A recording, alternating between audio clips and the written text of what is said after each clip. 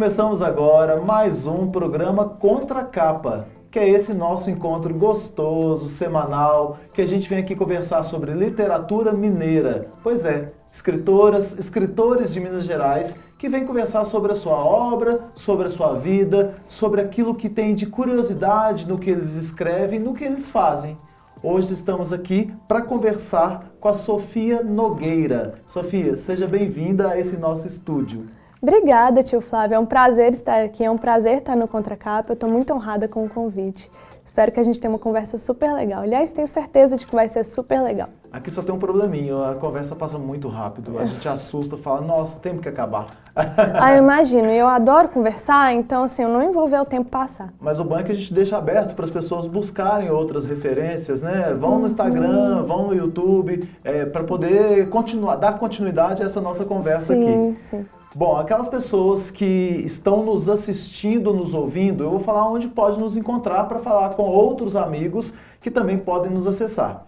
A gente está no portal do Jornal Hoje em Dia e também na TV Promove, que é o canal 12 da Claro TV, todas as quintas-feiras, às 19 horas. Mas você perdeu, não tem problema. No YouTube, Jornal Hoje em Dia BH, vai estar lá sempre com as nossas entrevistas. Mas também a gente está na Rádio Web, a Rádio Web é Hoje em Dia.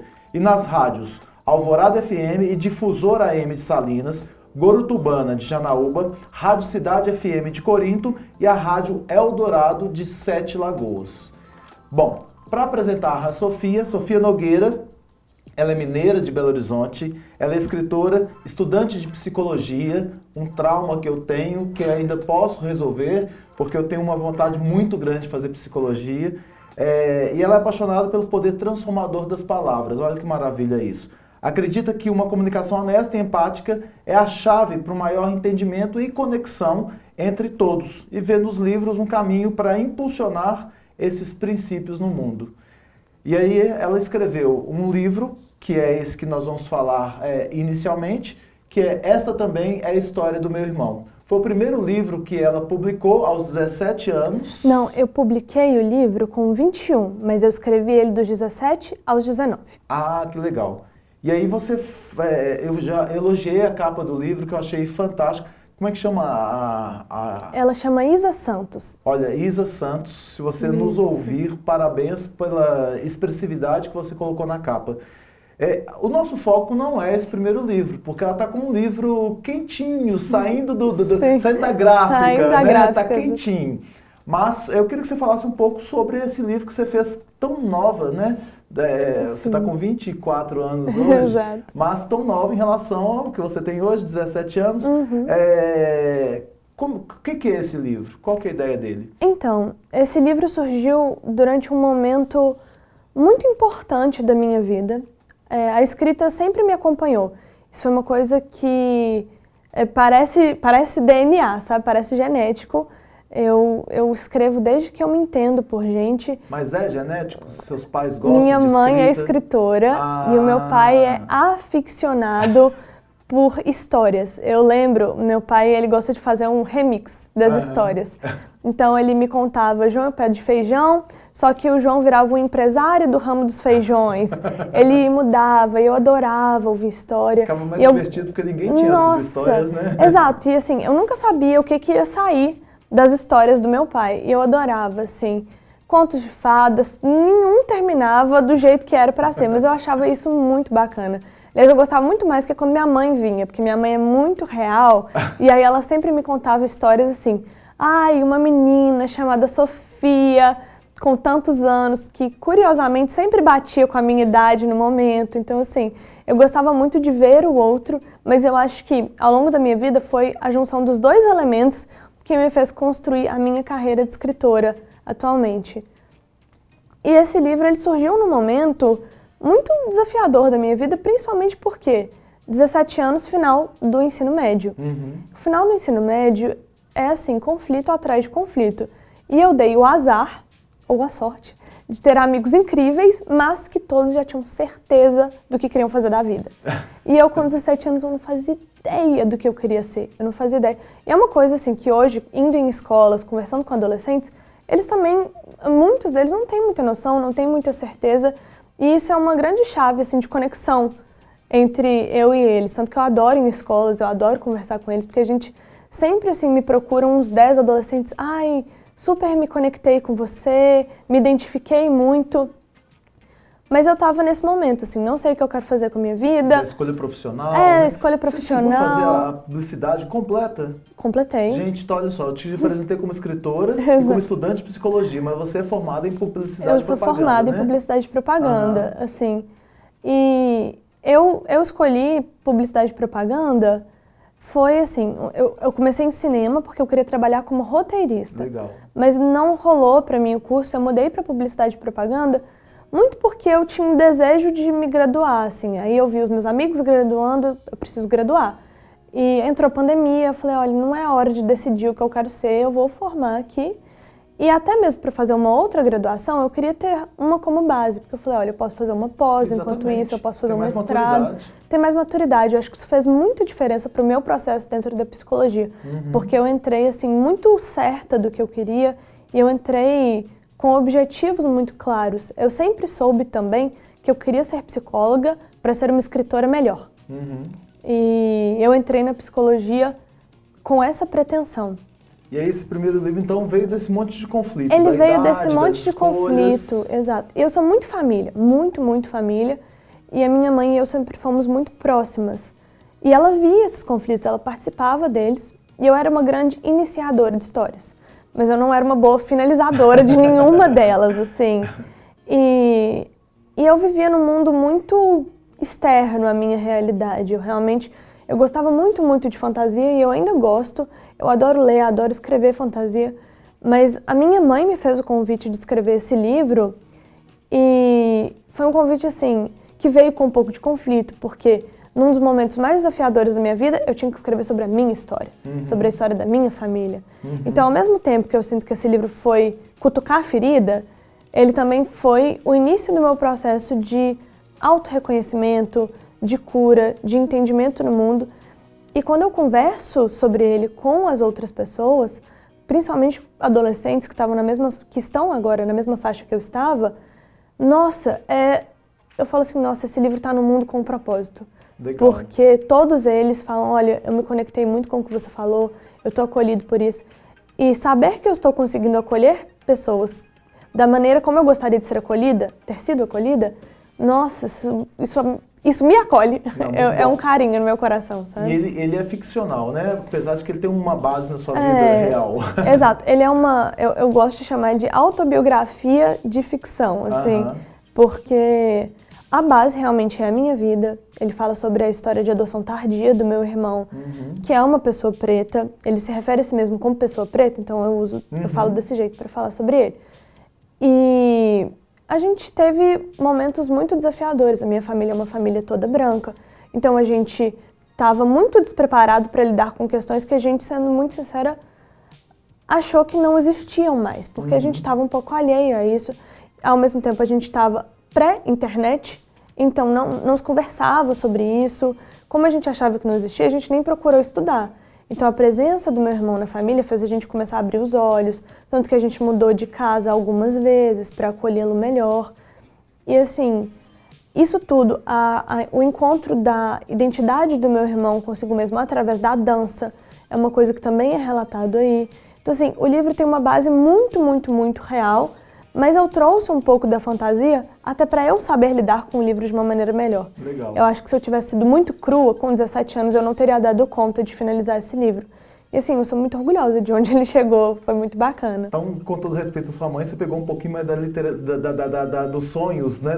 dos delírios do seu pai lá nas histórias, mas usando um pouquinho a base do real, que sua mãe é mais real, né? Sim, realista, né? É até difícil de identificar o que eu peguei mais, porque o livro é muito real. Eu acho que deu uma mistura muito perfeita, assim, foi 50% 50%, que casou bem, sabe? Eu entrevistei um dia o Rafael Sete Câmara e eu acho que é interessante porque eu já tinha lido o livro dele. E eu não sabia o que era real, o que era fictício. E isso dá uma angústia gostosa no leitor, porque você fica imaginando, será que isso aconteceu? Será que não aconteceu? Sim. E é bom até que o autor não fale, porque fica naquela questão aberta. E aí depois você veio então com O Dia em que eu Entendi o Adeus. Isso, né? exatamente. Que é esse livro aqui, que ele é um livro infantil. Então, aqui você conversou mais, lógico, com todos os públicos, mas com um público juvenil. Exato, E agora você vem numa linguagem para o público infantil. É difícil, lógico, agora você já está na psicologia, né? A psicologia já te dá um outro entendimento do que você não tinha aqui aos 17, 21 anos, mas é difícil escrever para criança? Eu não usaria a palavra difícil, mas com certeza é um trabalho que exige um refinamento muito maior da palavra. É um trabalho que tem que ser muito, muito minucioso. E eu acho assim que mais do que... É óbvio que essa também é a história do meu irmão, recebeu muito feedback, várias pessoas leram, porque também se trata de um tema muito desafiador.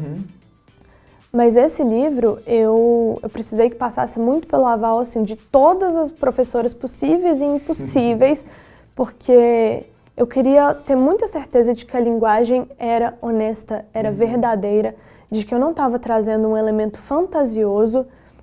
E eu estava assistindo a entrevista de um outro escritor, que aliás ele é bem conhecido, ele é o Neil Gaiman, e ele estava falando sobre quando ele escreve livros para adultos, para jovens, ele às vezes coloca algumas palavras que podiam estar fora do livro, que não eram essenciais, mas quando ele escreve para crianças, toda palavra tem um propósito dentro do livro.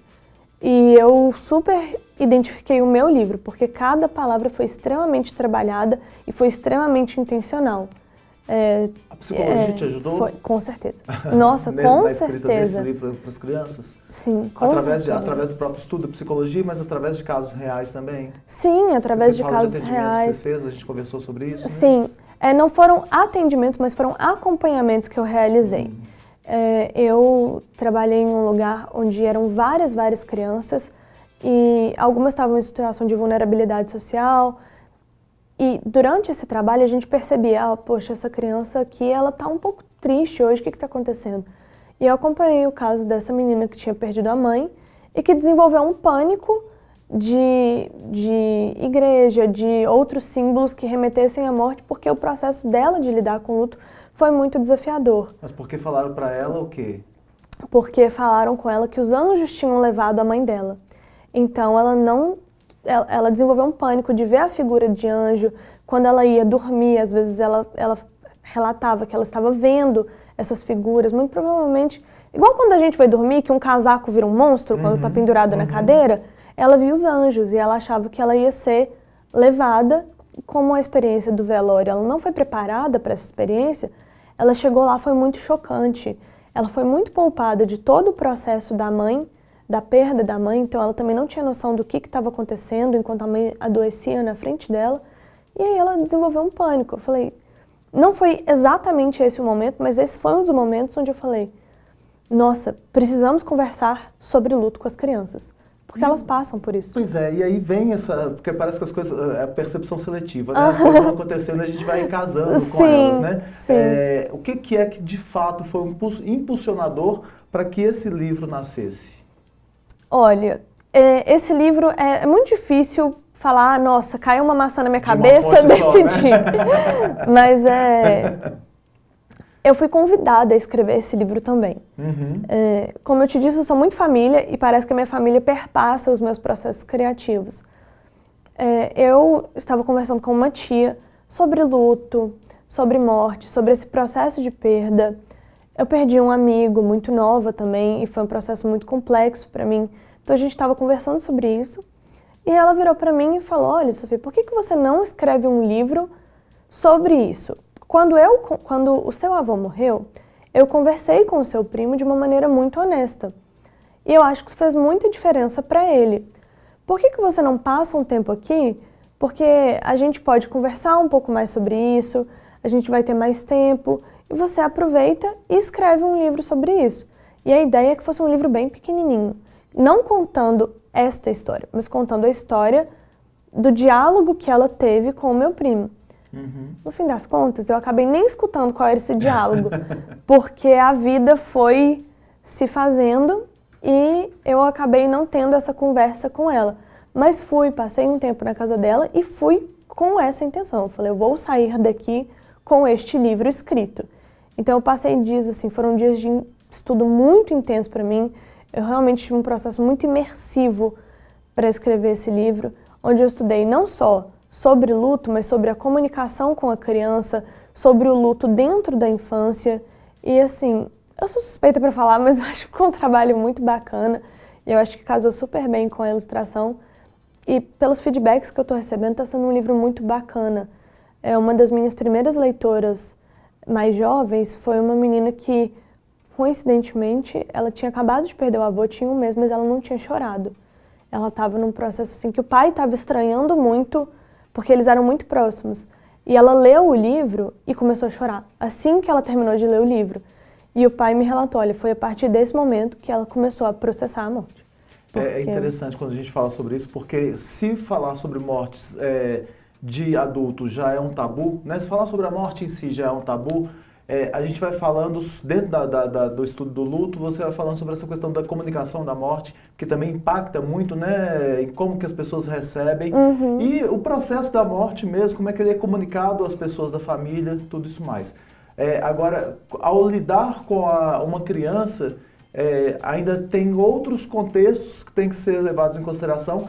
E a gente não fala sobre luto também, né? Porque a gente olha e fala, poxa, mas você perdeu seu amigo já tem 3 meses, você ainda tá nessa, né? Vão sair, vão reagir, olha o sol, né? E aí a gente tem assuntos, quando eu falo olha o sol, porque as pessoas quando estão deprimidas, né? Falam assim, meu Deus, você tá nessa depressão aí, pelo amor de Deus, né? Deus fez tantas coisas, olha o sol perfeito. E aí você se cobra cada vez mais ainda de que assim, moxa, eu não tô conseguindo ver. Olha como o mundo é lindo, vamos para uma festa, vamos curtir, vamos fazer alguma coisa. E às vezes a pessoa tá na festa e volta e continua com depressão. Isso não vai fazer diferença durante o E tem tanta gente que tá na festa sorrindo e dançando e que tá no luto. Exato, né? sim. Porque as reações são diferentes. Mas falar com uma criança já é um assunto mais difícil. E aí o tema, primeiro o título, né? O Dia em que eu entendi o adeus. Como é que desenrola essa história? Então, essa história, eu trabalho muito essa existência da infância como um lugar neutro. O que a criança manifesta é o que é aprendido. Tanto que a gente tem culturas que lidam muito melhor com a morte. Porque isso é aprendido, isso não é uma coisa intrínseca do ser humano. Eu tenho esse modus operandi de fábrica, assim, eu sempre lidei com a perda dessa maneira.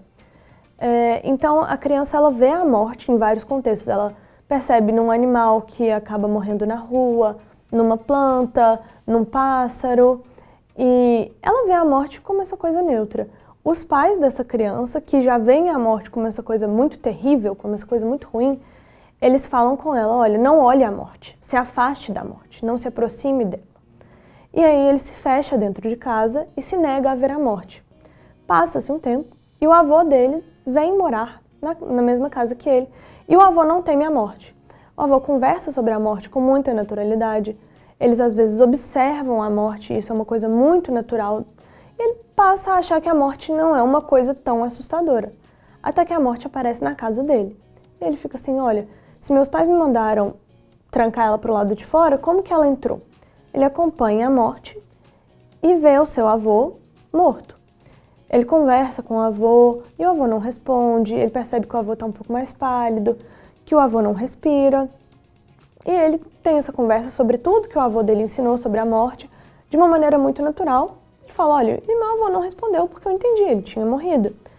Só que a partir do momento que os pais o vestem de preto e o levam para o velório, e ele percebe que as pessoas estão tristes, que os pais dele estão muito, muito tristes, ele fica com raiva. Ele fala assim, como que a morte fez isso com a minha família, com as pessoas que eu amo? Eu tô com saudade do meu avô, eu tô com raiva, eu tô com angústia. E nesse momento ele vê a morte e vai acusá-la. Olha, você fez isso com a minha família. Olha o que você está causando. E a morte o guia pelo processo do luto. Fala, olha, você vai sentir coisas que serão difíceis, mas sinta. Passe por elas, converse com seus amigos, se permita sentir o que você tiver de sentir, que às vezes não vai ser bonito, que às vezes vai ser desconfortável, mas passe por isso. E é óbvio que ela fala isso numa linguagem muito mais infantil e muito mais objetiva do que o que eu estou narrando, mas aí ela caminha com ele durante esse processo até que ele entende que a morte realmente é uma parte da vida e que o que tiver de doer vai doer, mas que a vida também cresce em torno desse luto e ele vai eventualmente perceber coisas novas, ter novas boas memórias sem o avô dele. Você me conduziu para a história, tá? Exato. O que você está contando, eu estou vivendo cada passozinho desse aí. É lógico que tem mais coisas aqui dentro, mas é importante que você traz, através de ilustrações lindas, né? Que eu não vou mostrar não, só para poder deixar as pessoas com um gostinho aí, mas Vitória Koch, que foi a pessoa que ilustrou esse seu segundo livro. A capa é muito linda também. Então, tudo que faz é um contexto, né? Quando a gente escolhe o título, tem a história e tem a capa, elas têm que conversar entre si. Sim. Como lidar? Hoje você está falando aqui sobre duas dores, né? Você fala sobre a dor aqui dessa questão das indecisões do adolescente no seu primeiro livro e outras mais, e está falando sobre a dor da morte, ou sobre, né, a morte em si. Como trazer a dor de uma maneira educativa para as obras literárias? Olha, eu acho isso muito desafiador, principalmente porque eu acho que para trazer a dor através de uma obra, você tem que ter um trabalho interno primeiro. E eu acho que esse foi o meu maior desafio dentro da escrita, principalmente esse livro, O Dia em que eu Entendi o Adeus. Eu tive um lidar com a morte muito ruim, eu sofri muito mesmo. Não só eu sofri, como eu tive um bloqueio. Eu não falei sobre o assunto por 2 anos, eu travei, assim. Foi na sua adolescência? Foi, eu estava com 19 anos. 19 realmente anos. É o inicinho ali de uma vida adulta, mas eu particularmente considero adolescente ainda. Eu era bem imatura e foi uma perda muito doída, foi muito... Era uma pessoa que era muito próxima sua, né? Então ela fazia parte da sua vida de fato. Exato. E a perda dela foi disruptiva na minha vida, assim. Foi uma coisa bem... Eu lembro que eu fiquei muito chocada, eu entrei em negação. E foi um processo no qual eu me lembro que eu me botei no papel de cuidadora do outro. Então eu pensava, eu não posso sobrecarregar o outro com a minha dor, com o meu processo. Eu não vou falar sobre isso, eu vou lidar. Só que eu não percebi que eu estava negando isso dentro de mim. O não expor ao outro a sua dor, muitas vezes faz com que você não trabalhe a dor. Porque a dor é feia, a dor é desconfortável. E eu acho que a gente não romantizar a dor e não tentar trazer isso para mas vai passar, mas fulano tá num lugar melhor. Essas coisas não adiantam. Exato. Porque são frases bem escritas, né? Que já estão sendo ditas há muito tempo. E eu até entendo a intenção de muita gente, né? De falar, não, vai ficar tudo bem, ele descansou, né? Exato. Coisas desse tipo. Mas, na verdade, assim, uma pessoa falou comigo, quem disse que ele estava cansado? Né? Sim. E quando a gente tem a questão da morte, ela é pra gente assustadora, porque, lógico, a gente vai deixar de ver as pessoas, mas a gente não é preparado para ela. Não. Eu lembro de um dos livros da Elizabeth Ross, né? Kübler-Ross, que é uma das pioneiras aí em falar sobre morte, era uma médica, e ela tem uma história de um coelhinho, ela tinha um trauma com esse coelhinho, e quando o coelhinho morreu, tentaram substituir o coelhinho, porque não pode falar com a criança sobre a morte, né? Exato. E aí você vem justamente conversando, porque tem muitos pais que podem falar assim, não, isso aqui eu não vou dar pro meu filho. Sim. Né? Porque é um direito dele. É um direito, eu entendo. Mas não vou dar pro meu filho porque vai trazer provocações diversas, ele pode não entender, ele pode se deprimir, mas a gente está tendo um índice cada vez maior de pessoas deprimidas porque não deixar a depressão falar sobre ela. Não falar sobre ela, não deixar ela aparecer. Não é fechar a porta, ela vai entrar pelas frestas, Exato. né? A Nalu Saad, que é uma escritora mineira, ela tem uma filha com depressão e ela fala sobre isso nos textos dela. Sim. Aí você vem então agora fazendo o desafio de... Eu não estou falando que é um desafio que é obrigatório. Eu entendo. Mas de chegar na casa e a criança ler isso aqui dá a possibilidade de falar sobre a morte, Sim. né? Como é que tem sido isso? Porque esse nosso programa ele vai ao ar justamente no final do mês das crianças, outubro, e início do mês de novembro, que se tem o Dia de Finados. Sim. Né? A gente está com dois encontros aí, crianças e finados. Fala pra gente sobre isso. Então, é óbvio que o livro ele foi feito para falar sobre morte, porque a morte dilacera e pode parecer até cruel, mas se deixe dilacerar. Deixe que a coisa passe por você, permita, olhe, observe. E negar a criança disso é quase cruel.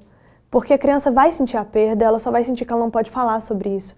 Ela não vai, muitas vezes, ser conduzida por como eu dou atenção aos meus próprios sentimentos. Porque isso também é aprendido. Como que eu vou lidar com essas sensações difíceis? Se não se fala sobre isso, a criança só não lida. Ela é negada a isso. E o livro fala sobre morte, mas é um livro que, pelo menos todas as pessoas que leram, e eu fiz com essa intenção, elas, mesmo que não tenham perdido alguém para a morte, elas relatam que traduz muito bem o sentimento de perda. Uhum. Uma jornalista que leu o livro, ela falou, olha, eu sei que é sobre morte, eu vou mostrar para o meu filho, eu sei que ele vai gostar e entender, mas eu não consegui parar de pensar no meu divórcio. E isso é uma coisa que eu acho muito intensa na vida, e eu estava assistindo uma palestra de um homem que eu não me lembro o nome, mas que ele fala uma frase que ficou muito comigo.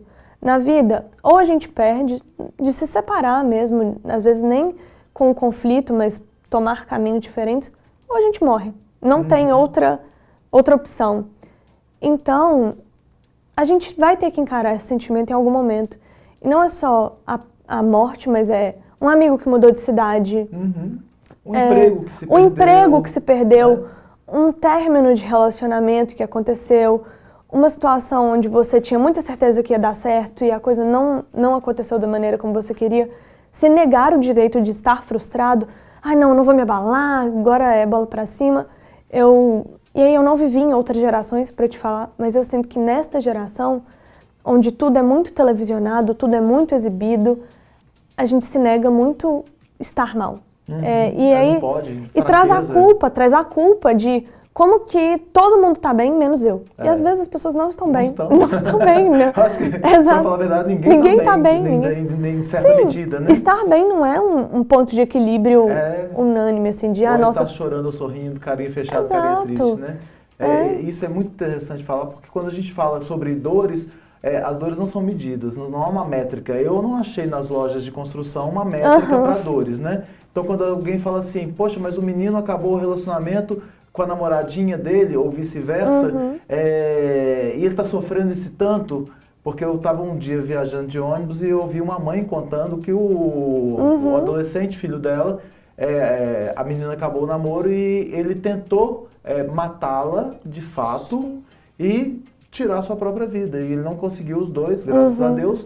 Mas aí alguém falou com ela, poxa, mas é um problema tão pequeno. Tão pequeno. E aí a gente tem que começar a nos educar para a questão dos tamanhos do problema, Para né? quem é pequeno. Porque às vezes para ele não é pequeno. A gente tem que saber como lidar com as situações, enquanto pai, enquanto professor, enquanto sociedade, para orientar, né? Para estar do lado. E aí a gente tem que tirar essa questão dos tamanhos dos problemas. Não, exatamente. E uma coisa que eu trabalhei muito no livro é de você precisa se guiar por esses processos. Porque o luto, a perda, é muito individual. Só você sabe o que você está sentindo. O outro pode achar que sabe. Ele pode empatizar com o seu sentimento, mas não está nele. E aí eu sinto que muitos pais se frustram muito porque eles conversam com os filhos, às vezes falam, vamos ficar bem, vamos tomar um sorvete, vamos fazer alguma coisa. E penetrar essa dor é impossível. E é muito difícil para um pai, para uma mãe, para um cuidador, ver a criança sofrendo. Então, quando você fala, olha, pode ser que algum pai não queira falar sobre isso, eu entendo, porque dói mesmo. Não dói só na criança, mas dói em si. Porque é remeter a uma perda pessoal, é remeter a um corte de relacionamento com os pais, com um ex-marido, uma ex-mulher. São várias situações onde a gente passa pelo sentimento de luto, mesmo que não só a morte. E eu entendo querer preservar a criança disso, mas fingir que não existe não é deixar de existir. Exatamente. Não é deixar Talvez de não existir. seja o caminho. Não. Sofia, obrigado. E para te achar, como que a gente faz? Sofia Nogueira, escritora. E só uma atenção, vou até falar para a câmera que o Sofia é com PH. Então é SOPHIA Nogueira, escritora. Ok. No Instagram. Exato, no Instagram.